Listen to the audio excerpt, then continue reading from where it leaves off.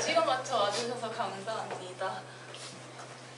네, 오늘 내면에서 세상 밖으로 발표를 맡은 조희선입니다.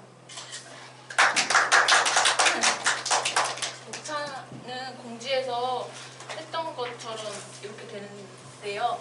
여기 제가 이걸 만들면서 고흐가 되게 분량이 많아졌어요. 그래서 샤갈은 제가 거의 공부를 못해서 거기 부분은 못할 것 같고 조금 담긴 했는데 나는 여기 고흐에 많이 중점을 뒀습니다. 네, 그래서 시작점과 도착점에 관해서 제가 이 주제를 잡은 이유는 제가 연말에 친구들이랑 전주에 여행을 갔는데요. 거기서 남부시장에서 피순대가 유명했어요. 피순대를 먹으러 갔어요. 그래서 피순대를 먹고 화장실을 가려고 화장실을 네, 거기 모주도 맛있고요, 전주에. 그래서 화장실이 어디냐고 어머니께 여쭤보니까 어머님이 이렇게 우와. 화장실 가는 길이 표지판 따라가라고 이렇게 알려주셨어요. 그래서 골목을 여기가 시장이 되게 복잡하고 거기가 여기 같고 그래요. 그래서 이 표지판을 따라 가니까 또 골목이 나오고 골목에서 또 여기 표지판이 보이죠. 표지판을 따라 가서 화장실에 도착을 했어요. 그래서 화장실에서 이렇게 볼일 보고 나서 돌아가려고 했는데 이때 제가 어디로 가야 될지 모르겠는 거예요. 그래서 제가 갈 때는 그 표지판을 따라서 갔는데 가려고 보니까 내가 어디서 왔지? 길을 너무 돌아와가지고 그때 다행히 옆에 있던 양 작가님이 우리가 바보도 아니고 피순대집을 찾아가면 된다 그래가지고 다행히 피순대집을 찾아서 이렇게 갔어요. 제가 약간 길치라서 멘붕이 왔었는데 다행히 피순대집을 찾아서 갔습니다. 그래서 제가 이때 느낀 거는 내가 가려는 곳이 분명한 것이면 찾아갈 수 있다는 거. 그래서 돌아가는 길은 표지판이 없었지만 그리고 제가 가는 길에도 이렇게 표식을 두고 온 건 아니었지만 그럼에도 불구하고 찾아갈 수 있었다. 그리고 이거를 생각하면서 또 떠오른 게 있었는데요. 그거는 제가 대학생 때 자취를 할 때 였는데 공실텔에 살았었거든요. 근데 여기는 방이 다 똑같이 생겼어요. 근데 여기가 불편했던 게 공동 샤워실이 있는데 그래서 제가 학교 끝나고 샤워 이거 독을 챙겨서 화장실에 갔다가 샤워를 하고 이렇게 방으로 가려는데 또 제 방이 어딘지 모르겠는 거예요. 그래서 방이 그때 이사 온 지가 얼마 안 돼가지고 그래서 203호였나 4호였나 헷갈려서 203호를 열쇠를 했는데 안 열리는 거예요. 근데 안에서 뭔가 부셔부셔서 소리가 나고 그래서 저는 놀라서 제 방에 이렇게 숨어 들어갔는데 그래서 이때도 안에는 분명 나의 방이었지만 내가 다시 들어가려고 봤을 때 모든 문이 똑같이 생겨서 나는 찾아갈 수가 없었다. 이거는 내가 갈 곳이 분명하지 않았기 때문에 저는 찾아갈 수 없었고 나갈 때는 분명 제가 너무 빨리 씻고 자고 싶어서 돌아갈 거를 생각을 못하고 이렇게 있었는데 이거는 조금 오늘 말하려는 거랑 다른 문제일 수도 있지만 인생에서도 이럴 때가 있을까? 내가 다시 돌아올 거를 생각하지 못하고 그냥 앞만 보고 갈 때가 있을까? 그런 생각이 들었는데 이건 좀 다른 문제고 그래서 내 안에 있는 내 방이랑 내가 찾아올 수 있는 그 문 거기에 제가 초점을 뒀어요. 그래서 이제 얘기할 건데 그래서 저희가 예술을 얘기하잖아요. 미술사를. 그래서 작가의 마음의 방이 있다면 그거를 비추는 문이 작품이 아닐까 그렇게 생각해서 이거는 벌써 재작년인데 죄송해요. 제가 어제 목소리가 좀 가가지고 요즘 떨려서 목소리 정상적으로 잘 들리고 있어요. 네, 그래요? 심 선생님 잘 들리세요? 완전 잘 들려요. 이거 안고 갈까? 네, 감사합니다. 좀 크게 할게요. 그래서 대림 미술관에 갔어요. 아니, 이거는 한 건데 이거는 간략하게 말씀드리면 토드 세비라는 사람이 여러 유명 인사의 방을 사진 찍고 그 프레임을 작업한 그런 전시였는데 여기에서 그 자신의 작업이랑 굉장히 유사한 여기가 침실이고 여기가 작업실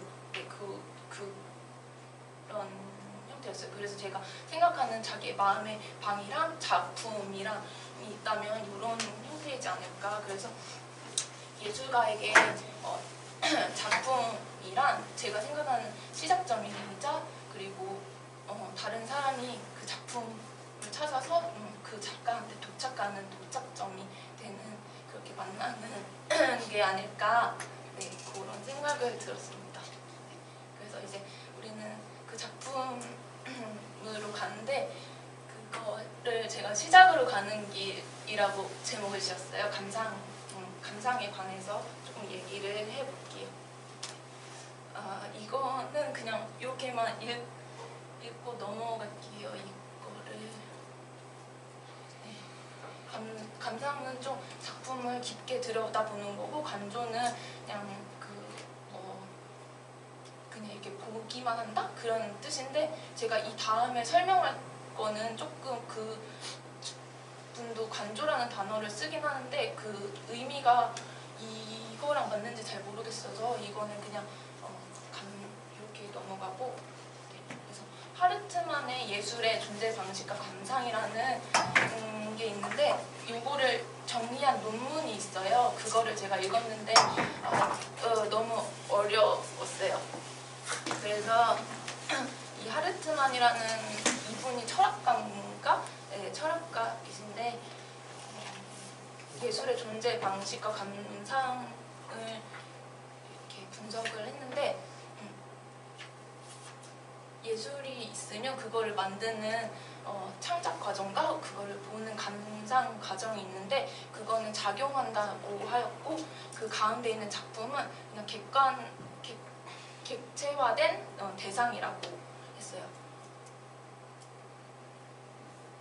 그래서 여기 제가 그 논문을 읽으면서 인상 깊었던 부분인데 어떤 예술가도 똑같은 작품을 두 번 창작할 수 없고 어떤 감상자도 동일한 감과 독지에 두 번 젖어질 수 없다.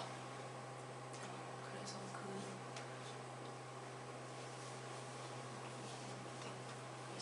요 하르트만 그 이론을 설명하는 글인데요. 가운데 있는 요게 작품이에요. 그래서 작품은 두 가지 층으로 나눠질 수 있는데 거기에 앞에 있는 정경에는 감상자가 바라보는 것이고 그 작품의 뒤쪽에는 예술가가 있다. 이런 말이에요. 잠깐만.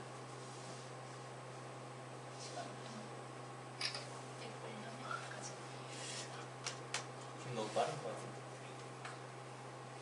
천천히 여유 있게 해주세요. 그렇죠.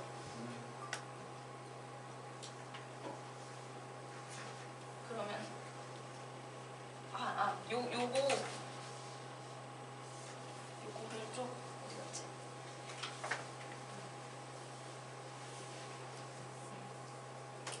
여기서 작품이 객체화한 정신이라고 하는데 이분은 객체화라는 단어에 대해서 객관화랑 다르다고 했어요. 그래서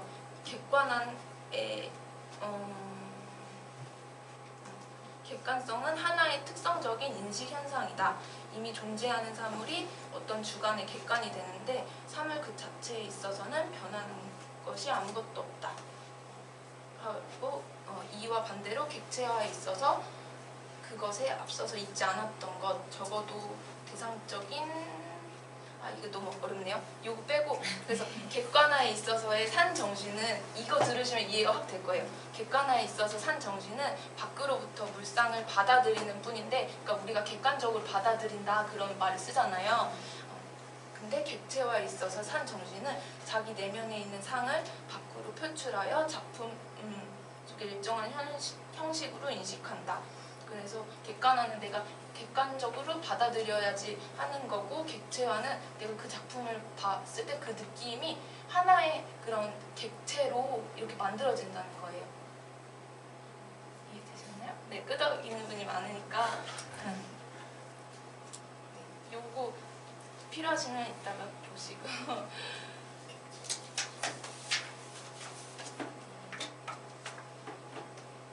조금 더 설명을 하면은 아까 그 전경과 후경이 있다고 했는데 이거는 작품 하나에 다 들어있는 거예요. 근데 굳이 이론적으로 나눠 보자면 이렇다는 건데 그래서 후경이 이렇게 단계로 나눠져 있어요. 근데 예술이 회화만 있는 게 아니라 뭐 음악이랑 뭐 영상, 뭐 문학 이런 게 많으니까 그거를 이분은 다 요 단계를 다 설명하고 있는데 저는 그 중에서 회화만 보자면 회화의 재계층들 요것도 제가 이거 이따가 이해가 안 돼가지고 그냥 이렇게 쓰기만 했는데 죄송해요. 제가 이해를 하고 이렇게 발표를 했었어야 되는데 그래서 여기 1번은 그 전경을 말하는 거예요. 실사적인 평면. 저희가 보는 그 그림에서 나타나는 색채들의 그게 뭐 어떤 것이 됐든지 거기에 그려져 있는 거. 그게 전경이고 2번에는 약간 전경이랑 비슷한데 그 작가가 만들어 놓은 게 어떤 뭔가 사물이나 빛이나 뭐 인물이나 그런 거를 만들어낸다는 거예요. 저희가 그게 우리가 아니라 뭐 다른 뭐 동물이 보면 그걸 이해를 못하겠죠. 색이 있다는 거 알지만 근데 우리는 그거를 봄으로써 그게 제가 그러니까 관조하는 거기까지가 3번이고 거기에서는 또 근데 그 이미지라고 할게요. 그 객체화 이미지는 또 뭐 운동성을 나타내는데요. 그리고 거기에는 또 생명성이 들어가고 거기에는 점점 들어가다 보면 작가가 이걸 왜 표현했는지 심리적이고 내적인 거, 뭐 이념 이런 것까지 들어가게 되는 그 후경에 있는 그런 단계들이에요. 네, 그분은 근데 순수한 풍경은 그냥 우리 풍경을 보고 그림 그거는 제외한다. 그렇게 말을 했어요.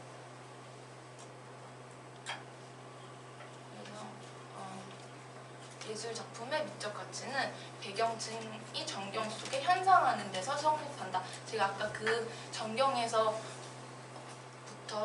여기 4단계 있는 데까지가 다 하나의 작품이라고 했잖아요. 그래서 우리가 보는 거는 그 전경뿐이지만 그 후면에 있는 배경층까지 다 이렇게 아우러 봤을 때 진정한 미적 가치를 느낄 수 있다고 말하는 것 같아요. 제가 이해하기에는.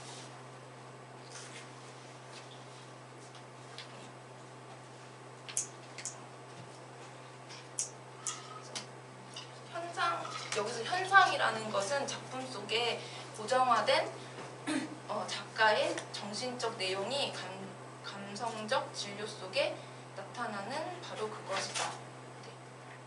감성적인 것은 비감성적인 것을 나타내고 비감성적인 것은 감성적인 것에 나타나는 관계이다. 라고 하였습니다.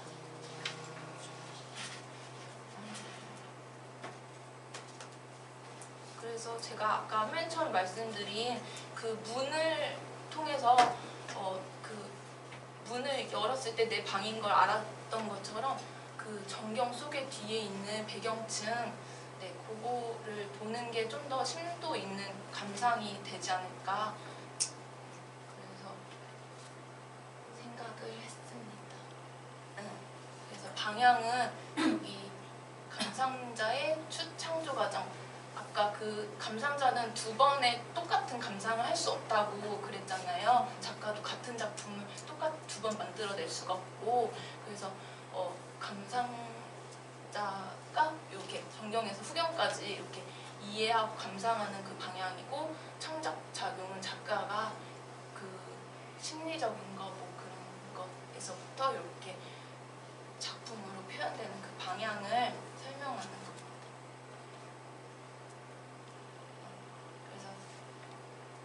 이제 그러면 이렇게 뭐 어려운 개념이 있지만 이거를 작가가 다 일일이 생각하고 이렇게 작업을 하지는 않아요. 근데 그럼에도 불구하고 이렇게 좀 분석할 수 있고 무슨 말이지? 아무튼 그래서 제가 시작점 아까 말씀드린 그 시작점이 언제로 인정할 수 있는지 그거에 관해서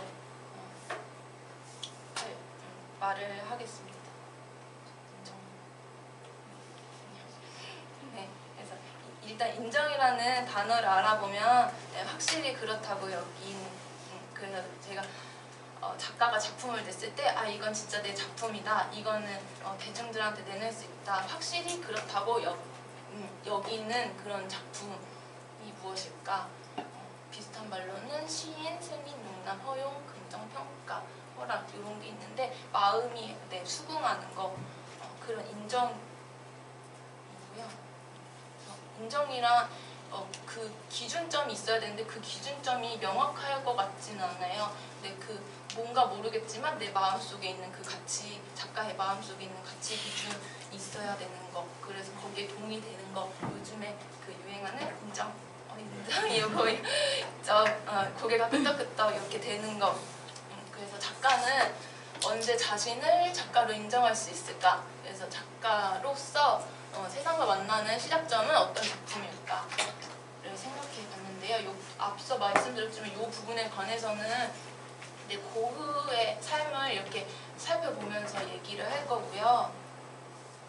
그 전에 앞서서 제가 작년 11월에 공예 트렌드 페어에 갔었는데요. 저는 도자기를 전공을 했어요. 그래서 공예에 관심이 많은데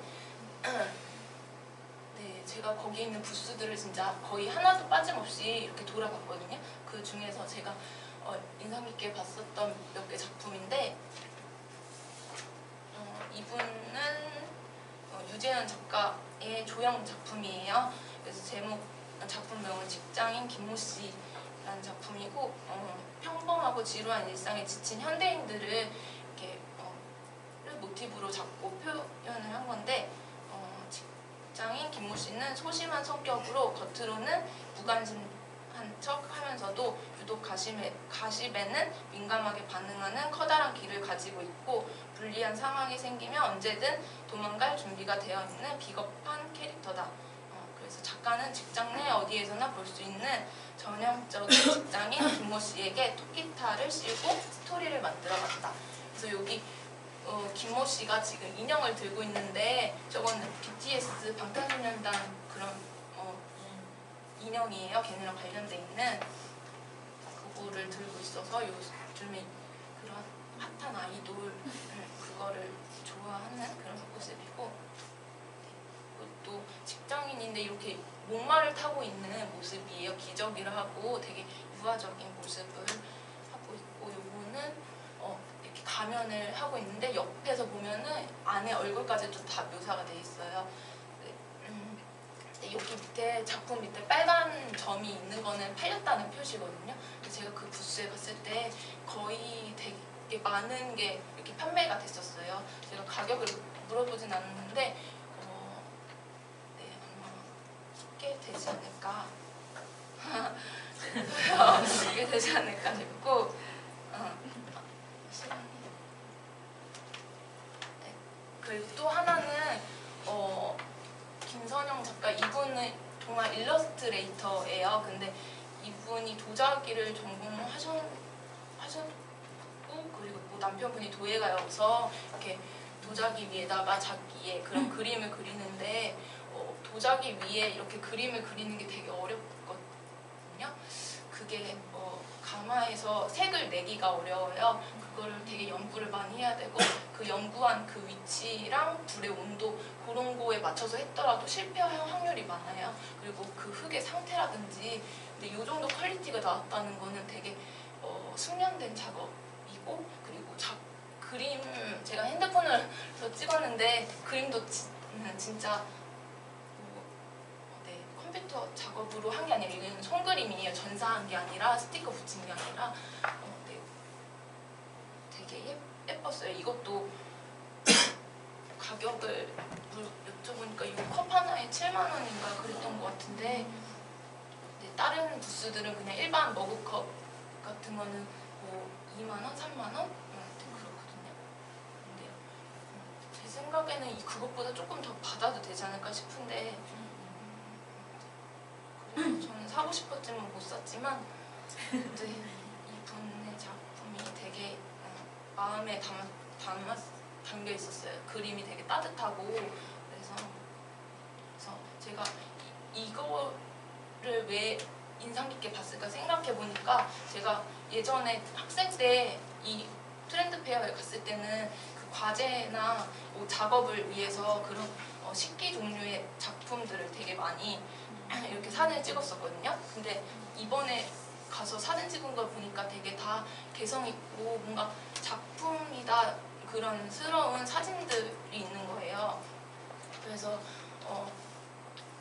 제가 작가로서 시작점 요거는 그 사람과 만나는 그 시작점이랑 좀 다른 개념의 시작점, 시작하는 그 작가로서의 시작은 본인의 색깔이 담겨 있고 생각이 담겨 있고 그리고 완성도가 높아야 돼요. 허접하면 안 되는 그런 작품이어야 된다 생각이 들었어요.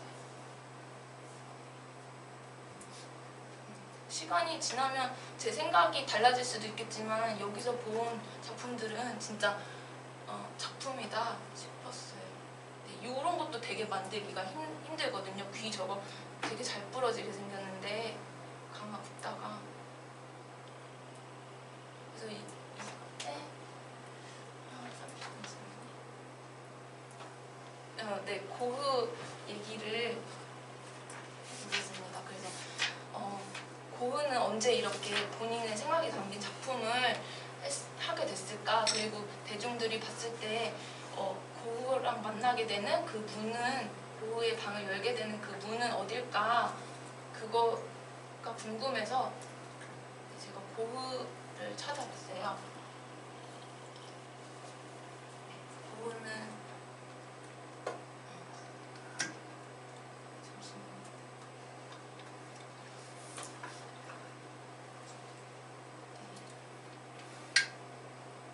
되게 불행한 삶을 살았다고 알려져 있는 작가인데 실제로 그랬을지는 모르겠어요. 저희가 고흐로 살아본 게 아니기 때문에. 근데 어쨌든 작가랑 그 저희 대중들이랑 동시대에 그렇게 작품으로 둘이서 이렇게 행복할 수 있었던 적이 없었기 때문에 그가 남기고 간 시작점은 무엇이고 대중 어떤 작품에서 그와 만날까 를 찾아보기를 했는데 그냥 그 많은 작품들 중에서 제가 하나 이렇게 딱 골라서 할 수가 없는 거예요. 그래서 일이 커졌어요. 고흐를 다 이렇게 봐야 될 것 같아서. 그래서 사과를 기대하신 분은 좀 죄송하지만 고흐만 이렇게 좀 하는 걸로. 그래서 고흐의 생을 좀 이렇게 간략하게 일단은 시간이 많으니까 네, 천천히 얘기를 해보면 네덜란드에서 시골 마을에서 태어났는데 고흐는 아버님이 목사였고 어머님은 헤이그라는 그 네덜란드 좀 여기 준데르트보다는 도시의 마을에서 이렇게 시집을 왔어요. 그래서 부모님이 되게 격식 있는 분들이었는데 네, 빈센트는 첫째였고 그 밑으로 5명의 동생들이 있었어요. 근데 빈센트가 태어나기 전에 또 똑같은 이름의 빈센트라는 아이가 있었는데 그 아이는 낳자마자 이렇게 죽게 됐는데 빈센트가 자기 그 목사관 뒤편에 있는 무덤에서 자기랑 똑같은 아이의 무덤을 본 거예요. 근데 거기서 뭐 해바라기가 피어있는 기억이 있다. 그런 이야기도 책에 있었어요. 아무튼 이거는 시간이 많아서 여담이고 그래서 이렇게 시골 마을에서 자란 빈센트에게 자연은 되게 많은 영향을 주었는데 요거는 빈센트가 거의 그 죽을 때쯤 40년 정도 지나고 나서 회상을 한 건데요. 빈센트가 중간중간에도 네덜란드 강의 갔었지만 아무튼 브라반트 고향에 관한 기억이 되게 생생하게 남아 있었고 이렇게 자기 마을들이랑 넓은 하늘을 이렇게 표현을 했었어요. 생레미는 그 요양원이 있던 곳에서 자기 고향을 회상하면서 그린 작품이고요. 네. 그래서 빈센트는 마을에 있는 학교를 다녔었는데 거기 11살 되던 때부터는 학교를 가지 않았어요. 학교에 자주 결석하고 말썽을 부려서. 근데 그 목사의 아버지는 그게 마을 아이들, 농부의 자식들에게 영향을 받아서 그럴 거다 생각하고 학교를 보내지 않고 가정교사랑 본인이 이렇게 교육을 합니다. 이 아버지랑 어머니는 가난한 농부들에게 병문안을 되게 많이 가고 그 잡화상한테 돈을 일정 맡겨놓고 가난한 사람들 오면 이 돈으로 물품 살 수 있게 해주라, 그렇게 할 정도로 농부들에게 이렇게 사랑받는 사람이었는데 또 한편으로는 마을 아이들과 자기 자식들이 놀지 못하게 하는 그런 이면이 있었어요. 그래서 나중에 빈센트가 이렇게 되게 허름한 차림으로 집에 오고 그런 거를 되게 못마땅해 했었고, 그거는 좀 이따가 얘기할게요. 그래서 11살이 돼서 기숙학교에 가고 뭐 붕장학교에 가고 그랬는데 거기서도 그렇게 좋은 기억은 없었어요. 여기에서의 기억은 빈센트가 혼자 남겨져 있다는 거, 가족들이랑 같이 와서 자기가 학교에 남겨지고 떠나는 모습, 그 모습이 되게 쓸쓸했고 고독감을 느꼈던 것 같아요. 그래서 이렇게 외로운 청소년기를 지나고 이제 16살이 됐는데 애가 학교에서 배운 것도 없고 부모님이 걱정이 되는데 다행히도 그 빈센트 삼촌, 빈센트랑 똑같은 이름의 삼촌이 런던에서 운영하는 구필이라는 분이랑 같이 이렇게 뭐 2호점을 낸 거죠. 헤이그의 구필화랑을 운영을 하는데 여기에 빈센트가 직원으로 들어가요. 근데 여기에서 일할 때도 그 풍경을 되게 많이 그립니다. 옆에서처럼. 근데 요 스케치에서도 빈센트가 약간 상상으로 그렸다고 해요. 저기 보이는 전등 같은 경우는 실제 없는 건데 그려 넣었고 뒤에 건물들도 조금 자기가 각색을 했다고.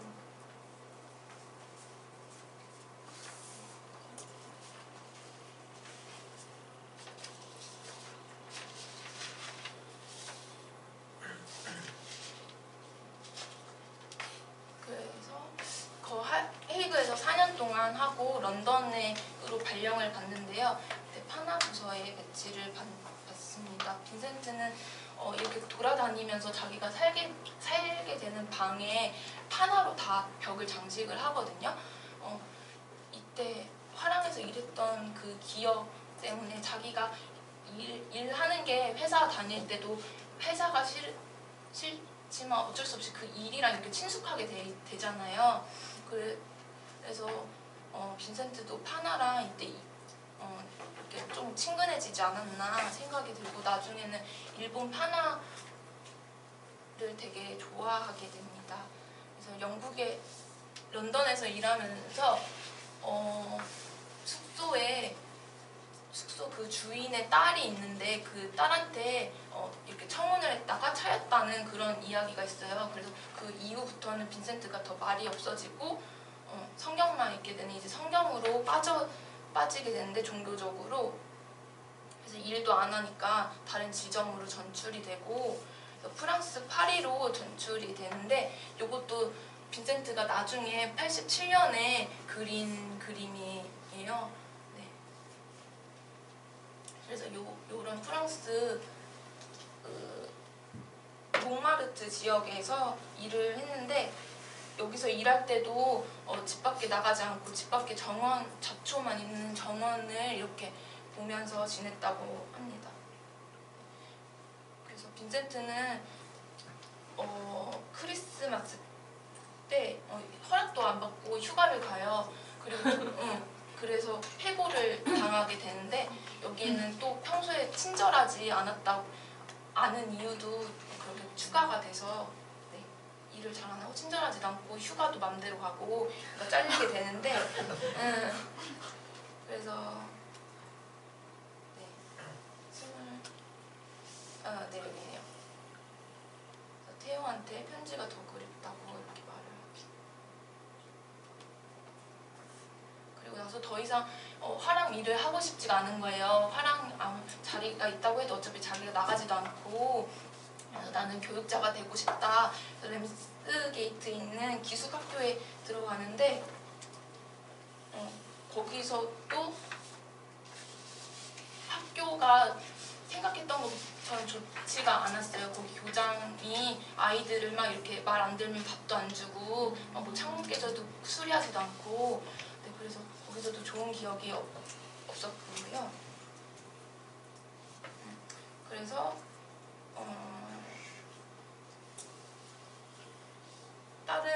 다른 또 목사님이 하는 기숙학교에 갔는데 거기서는 가족들이 이 직장은 별로 전망이 안 좋다. 그래서 그 아이 교육자로서는 그만두게 되고 삼촌의 영향으로 또 삼촌의 백으로 서점에 들어가서 일을 하는데 당연히 새로 들어온 직원을 좋게 볼 리가 없잖아요. 그래서 거기서도 별로 애착을 갖지 못하고 그냥 지나가는 직업 중에 하나로 생각을 했대요. 그래서 화랑에서도 일을 안 하고 교육자로서도 자기랑 적성이 맞지 않고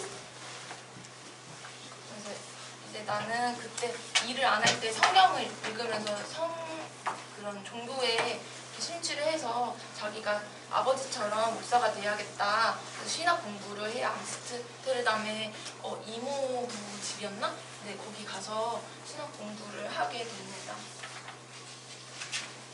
그때가 24살이었는데 근데 여기서도 공부를 또 못해요. 또 태영한테 라틴어랑 고대 히라버 공부가 너무 어렵다 하면서도 그래도 나는 공부하는 게 무척이나 행복하다 말을 빼놓지 않았다고 합니다.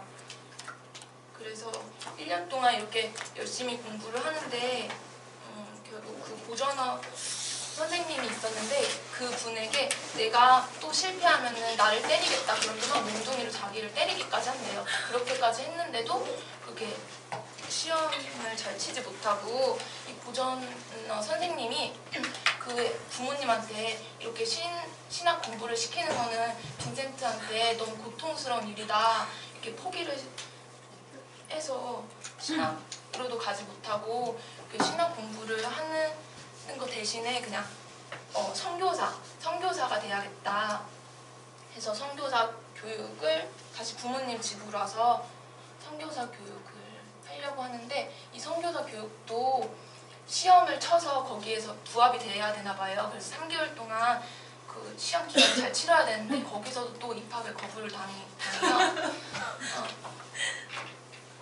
네, 그래서 보리나주 광산에 가서 여기서 그냥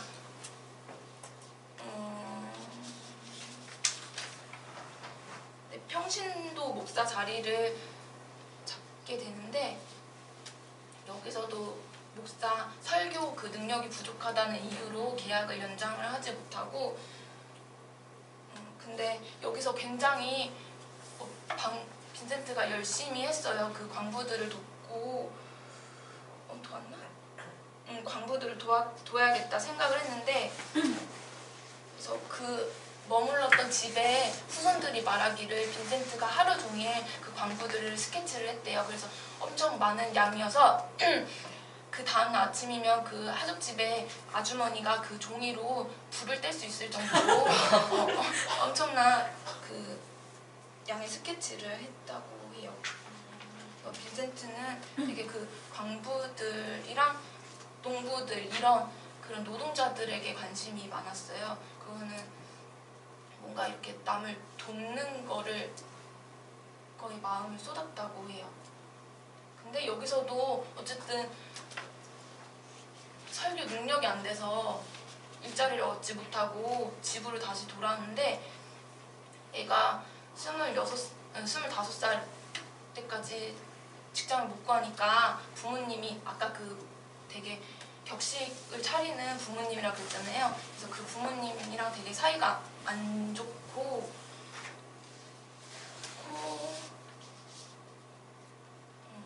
또 막 부모님이랑 싸우게 돼요.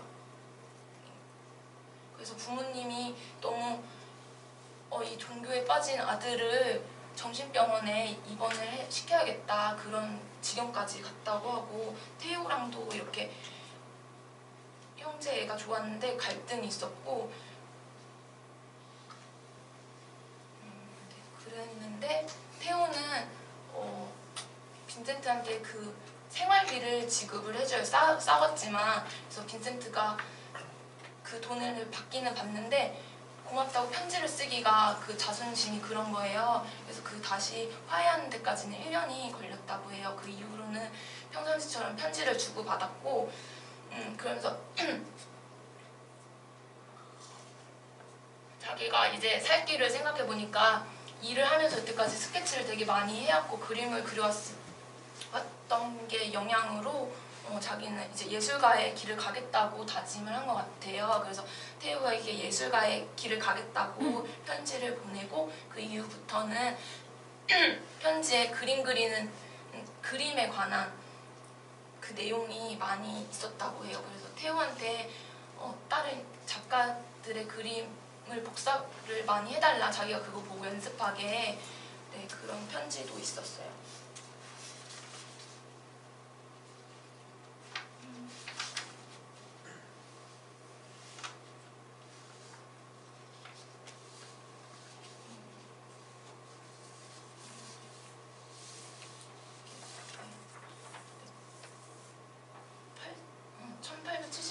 태용한테 나는 우울증을 느낀다. 내가 그동안 시도한 것과 실패한 것들에 대해 내가 듣고 느낀 비난의 화살들 때문에 자기가 여태까지 많은 걸 시도했는데 계속 실패되고 비난을 가족들이랑 그 갈등을 비난의 화살들이라고 했는지는 모르겠지만 아무튼 자기가 그런 압박을 받았나 봐요. 그래서 그때 우울증을 느끼는데 그럼에도 불구하고 다시 마음을 다잡고 예술가의 길을 가겠다 이렇게 얘기를 합니다.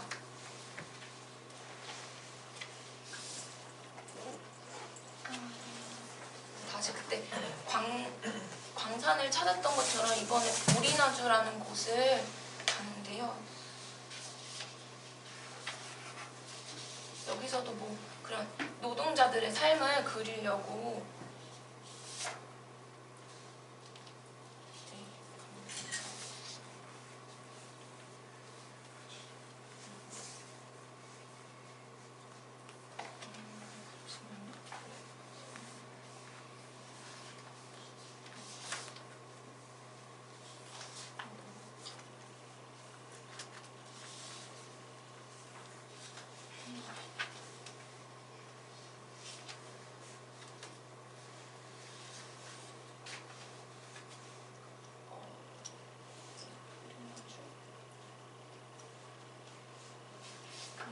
여기서도 뭔가 모델을 구하기가 쉽지 않았나 봐요.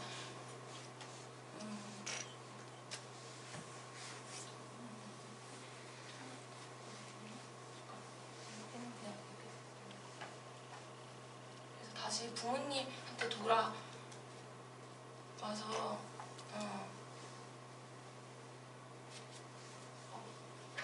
잠시만요.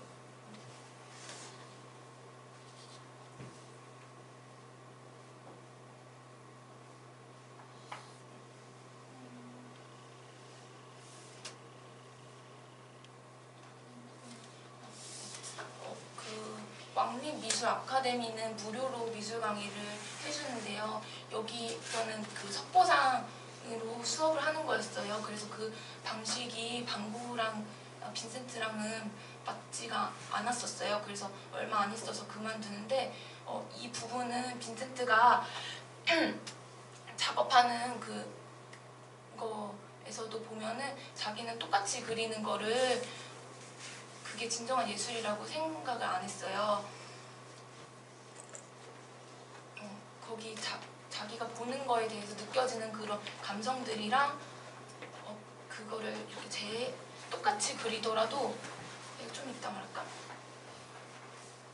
똑같이 그리더라도 자기가 느낀 거를 그리는 거지 그걸 실제 복사 붙여넣기가 아니라 그거 자기가 느낀 대로 그리는 거를 그게 사실적인 그림이라고 생각했어요.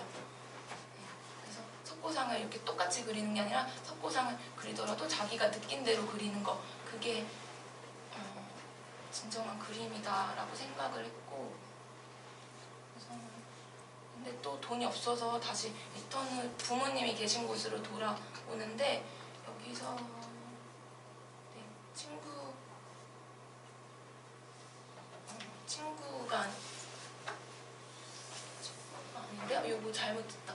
안톤 마후베라는 그런 화가랑 친분이 쌓게 되는데 그 사람이 유화 재료를 이렇게 보내주면서 네, 유화를 이제 그리게 시작되는데요. 근데 또 여기서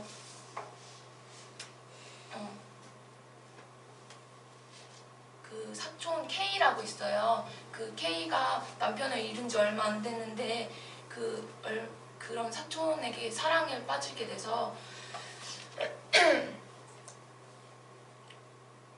그래서 일방적으로 관심을 드러내게 되는데 이걸로 또 그 부모님과 불화를 겪게 돼요. 부모님은 그런 거 싫어하는 분이니까. 이렇게 되고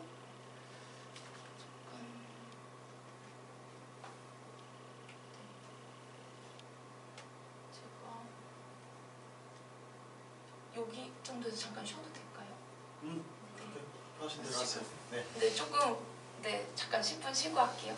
네, 그래요. 네네.